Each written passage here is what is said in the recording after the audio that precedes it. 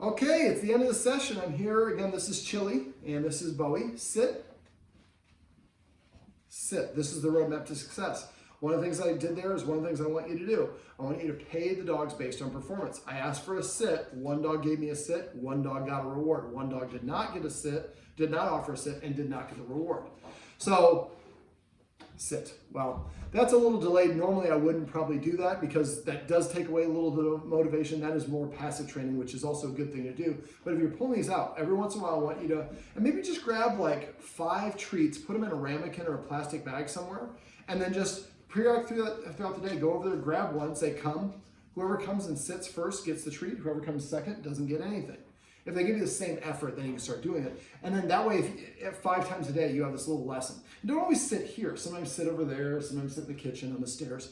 And so the dogs just get practice at coming to you wherever. I know that the park, for the most part, is pretty good. But this is just a great way to offset that and just offer a little bit more of an incentive to come. Okay, so we talked about exercise. I always start talking about exercise. The dogs here are pretty low-key. The Guardians have done a really good job with these dogs. They're very well behaved, aside from the pottying outside, and a little bit nudging and being a little aggressive, and I don't mean that in a negative, well, negative a little bit, but aggressive or assertive, maybe a better way to say it, about asking for attention. The dogs are really, really well behaved. So basically, we talked a little bit about exercise, like throwing the treats up and down the stairs. I'm doing a little of the first version of that leave it exercise I showed you. We can multitask here. And so basically, remember, if you get in a pinch, throwing the treats up and down the stairs, just make sure they're not slipping and sliding. We don't want to blow out a knee or anything like that. Come. That's passive training. Come. Yes, you're not getting a treat for that, but I'll give you some reward for sure.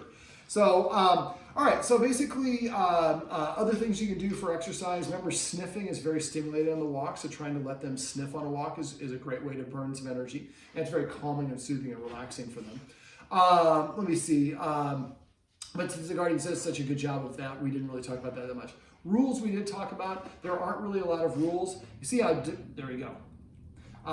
That was a lot of demanding. And so since we have a little one in the house, teaching the dogs, just because a human has something that smells good doesn't mean you can kind of accost their hand like this. So this exercise is really good for this. So every once in a while, just grab a small handful of these really high-value training treats and just keep them in your hand and kind of hold your hand in a way that your young one would. Just kind of like sometimes they're eating a hot dog and they're not even paying attention, it's just hanging out here at the dog's nose level. The dog can go, well, I'm going to get a hot dog. So you can kind of mimic some of those things. And so what she's seeing is she's accosting my hand trying to get it, and she's not getting it. And as soon as she gives up, then she gets the treat from my other hand. I'm not saying leave it for this one. I just want her to teach that you can challenge and lick the person's hand or try to snatch the stuff all day long. It's not going to work. But as soon as you stop, you get a reward. After a while, that promotes, well, this behavior doesn't, nudging the hand doesn't work, but stop nudging the hand is rewarded. So that's what I'm going to start doing. So we talked about they're not allowed in the furniture already. That's one of the rules I suggest. Another rule I suggest is making sure that whoever's feeding them eats something in front of them. All it has to be is 5 or more bites of a chip, cracker, or something like that. And then use passive training, which I'll talk about later. Come up with a funny command word. When they do eat, say the name of their command word. So basically, for feeding, whoever's feeding just eats 5 more bites, and then they give them permission. Since we have a little one, she likes to help out. Maybe she should be the one that goes up and then gives them the command word once she's able to articulate that. Remember, make it the name of your favorite restaurant or favorite dish or whatever it is. So if you call it sushi, every time they take their first bite of food for 4 months, you say sushi once in a normal tone of voice. After a while, you can have them sitting, put their food down, you have everything prepared, and then say sushi, and they get up and run over there. And you can say sushi and release them from being in the next room away. Okay, so other rules, you have to sit at the door. Go to the door. Tell them to sit one time. Not just for this exercise, but get out of a habit of repeating a command word. The more you say it, the less you mean it. So in this case, the dogs want to go outside. This is be after the potty training is done in the video above and is completed. But basically, you go to the door and say sit one time. If they don't sit within 3 seconds, walk away and sit down at the kitchen table and wait 1 minute. After 1 minute, go back to the door, tell them to sit again. If they don't sit within 3 seconds this time, I walk away and sit down for 2 minutes. Next time I sit down for 4 minutes, 8 minutes, 16. Keep doubling the length of time. As soon as they do sit, open the door and let them out as soon as the butt hits the ground. But if only one of them sits, that's the only dog that gets to go outside. Remember, I want you to start thinking of paying or giving your dog attention or treats or whatever it is as rewarding them for jobs. So your job was to sit. If you didn't sit, then you don't get paid for that particular job. And the payment in this case is access to going outside. So eventually what will happen is the dogs will go sit at the door, and when it does, then go over, open the door, and let them out, provided we've already got the potty training stuff taken care of. Okay, or not potty training, but training to go where you want them to go. I guess it is potty training. Okay, so other rules: shouldn't be allowed in the kitchen when you're preparing food. Remember to pick and choose your battles. Go in there and do the mic drop with the treats that I showed you. Use those escalating consequences to enforce the boundary. If your lovely lady, who hopefully has an amazing job by the time you're watching this, if she has questions or isn't sure how to do that, if you go to my website, doggoneproblems.com, click on where it says Dog Training Tips in the red toolbar in the navigation, and then in the search box, type in invisible or invisible line. I have videos that show you how to teach your dog to respect an invisible boundary on their own. Now, I use the same principle that I showed you for that for when your daughter's eating. So some of the other rules would be not be allowed on the carpet or on the kitchen table or the dining room table when we're eating food, and probably even a little bit of a buffer beyond that, because that not as much space as I would typically like. No more letting the dogs linger at your feet. Remember, anything your dogs do in your presence that you don't specifically disagree with, you're giving your seal of approval to. So you have to, and remember, dogs need repetition, consistency, and good timing. You have 3 seconds to correct a reward. So if your dog crossed the threshold and you don't disagree in that 3-second window, that's the same thing as saying, I'm cool with you crossing that threshold. So we want to make sure to do it right away. And that's why I want you to pick and choose your battles. If you go in the kitchen and do the mic drop with the treats, when you have 5 minutes to spend on the exercise, that's great. If you go in the kitchen, you're trying to make food for your little one and you're on the phone, you're doing something else, they cross the threshold, you won't see it. So you need to kind of create scenarios and situations where you can help teach the dog how you want them to behave. A lot of my clients, when I say my dog's being naughty, I ask them, have you taught the dog how it's supposed to behave in that situation? And they look at me like I'm crazy. If we don't teach the dogs how to behave, it's hard for them to do it the way we want. Since we're talking about boundaries, one of the things I'd like you to do, get these treats that I left here, and you can use other treats as well, but if you're using these treats, what I usually do is I tear them in half, so I have 2 little pieces now. And I would do this one dog at a time, have the other dog out on a walk around the backyard or whatever it is. So basically I just go into the kitchen, and let's say that this is where the boundary of the kitchen is. This is the kitchen, this is outside the kitchen. The boundary that I want the dog to respect is right here. So the dog is here, I show Bowie that I have a treat, and I throw it just about 3 feet outside the boundary. When he goes outside and licks it up, I say the word out. Then he usually comes back and I throw the other half of the treat. Then I would go to the other side of the kitchen by your refrigerator and throw the 2 treats out that way. Then I would go to your bedroom, all the rooms in your house that you want the dogs to learn to stay out of or to leave. So this way you have a command where you can tell them to leave every particular area of your house, and they'll happily do it. And then once they do, then you should get up and go over and give them a treat, or pet them, go over and pet them, whatever it is, at least occasionally. Otherwise, if you stop paying them, a lot of people are like, when can I stop giving my dogs treats? Well, treats are one of the ways that we pay dogs. We also pay them through affection and attention and things along those lines. But if you suddenly stop getting paid, you wouldn't continue working your job. And this is why a lot of dogs that behave well for a while start regressing. They do get into behavior patterns with the myelin sheath and all the rest of that stuff. But having the best way to treat your dog is actually inconsistently, so they never know when that treat is coming. So I would teach the dog to leave every part of your house. And then, let me see, other rules: not be allowed in the kitchen where they're preparing food. Or if anybody's eating any food, they shouldn't be allowed to be within 7 feet of that person. Now, this room that we're in here, the dogs are not allowed in, so we want to have kind of a room for the baby to be in without a lot of dog hair and fur and all that fun stuff. And they hang out in the other part of the room. But there's a baby gate that divides both rooms. Well, the door is closed, then the door is the authority figure. So what I'd like you to do at times is come out here. I don't know who plays piano, but maybe come out here, leave the baby gate open, and use that same principle of the escalating consequences I showed you. I'd like them to learn that just because the door is open doesn't mean you have permission to come into this room. Now, if you want to teach them how to go in the room on command, you just call them. If you're in the room, they'll want to come. If you want them to go specifically, use the same technique I showed you with the out, but except this time be on the other side of the baby gate, throw the treat in, and when the dog crosses inside, you give them the treat. When they lick up the treat, you say the command word. Remember to always say the command word after the treat goes in the dog's mouth. Remember to say only the command word, not good sit, not good boy or good girl. They hear the first word that you say.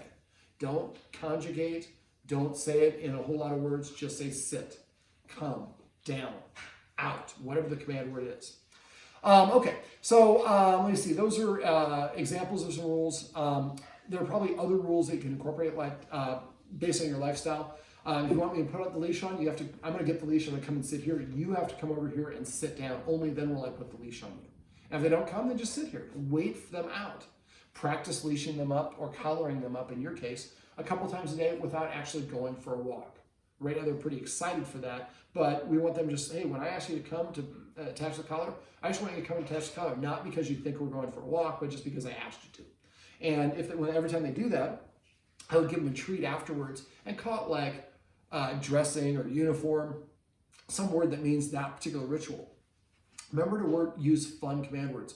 Dogs are the only animal on the planet that can read a human facial expression. So when I want my dogs to lay down, I say crash. And they flop down. Most people laugh and smile. That motivates my dogs to want to do it. You have a young child in the house. We're going to have a lot of kids in the house over the dog's lifetime. Come up with a list of the official command words. Anytime you teach them new commands, try to come up with a funny command word.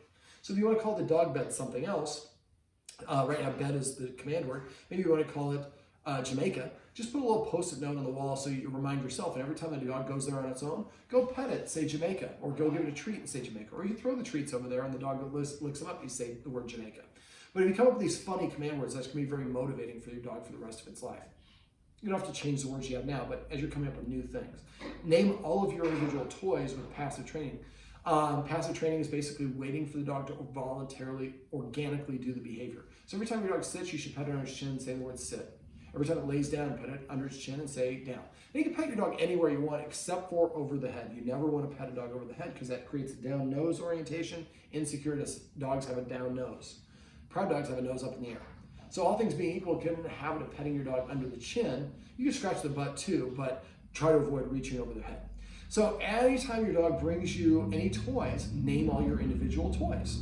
I've been meaning to go over this, so I'll do over it now before I forget. The dogs here don't have as many toys as I would like to see them have. So I'd like you to go to Chewy or Amazon and get them an assortment of Nylabones, Real Bones, Antlers, and a couple of water buffalo horns. The water buffalo horns will probably outlast the dogs. Now the water buffalo horns very likely will stink for about 2 weeks. After that, you won't have the smell, but they are super duper durable.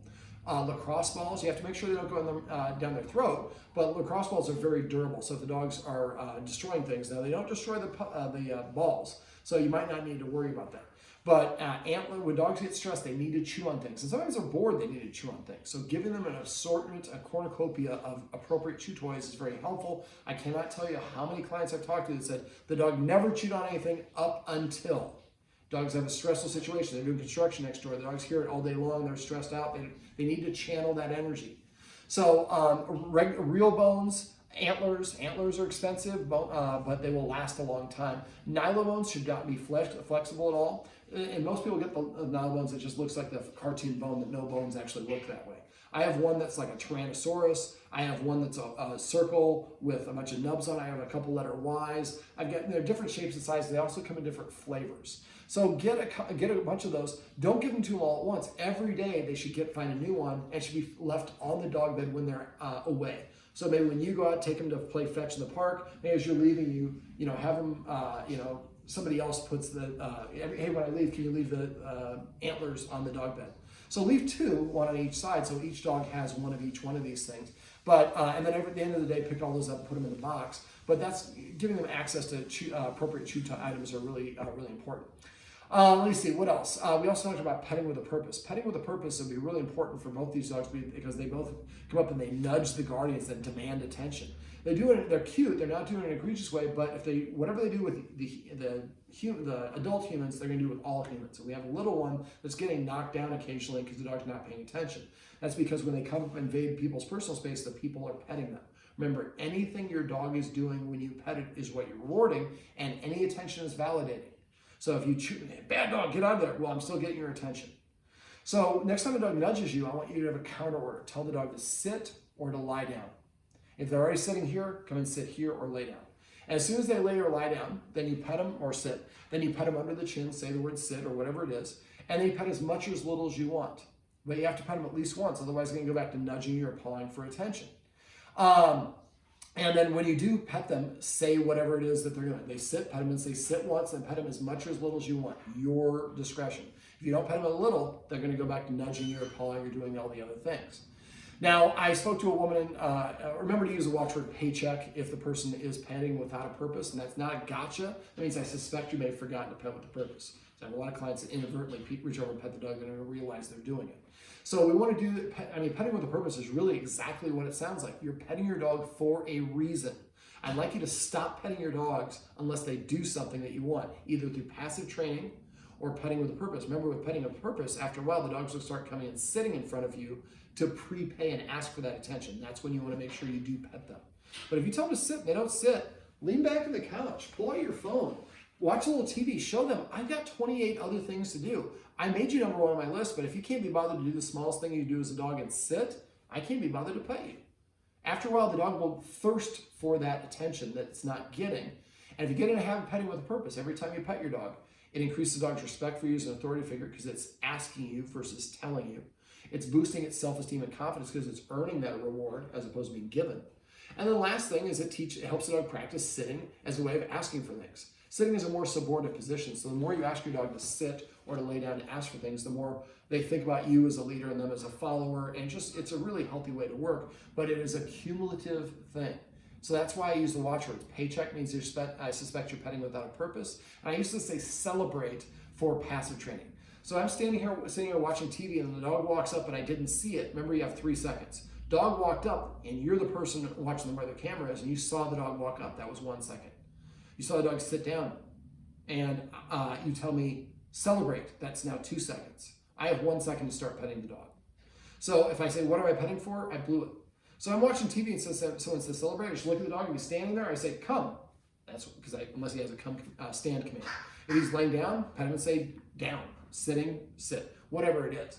Your dogs do unusual things. Use that passive training to teach them, like eating. Say chimichanga or sushi or whatever the word is for the dogs when they first take their first bite of food for about 4 months. Now, if you do want to check and see if your dog has the verbal, dogs learn through a gesture first. They learn the verbal after.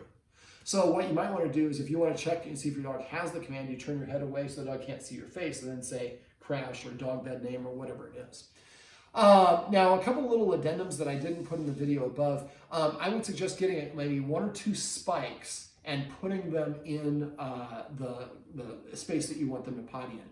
Especially do that before you start bringing the other dogs in. Especially if they're male dogs, they're probably going to go pee on that thing. And the more urine of other dogs are going to be back there, it's not going to reek too bad. I mean, it's going to reek.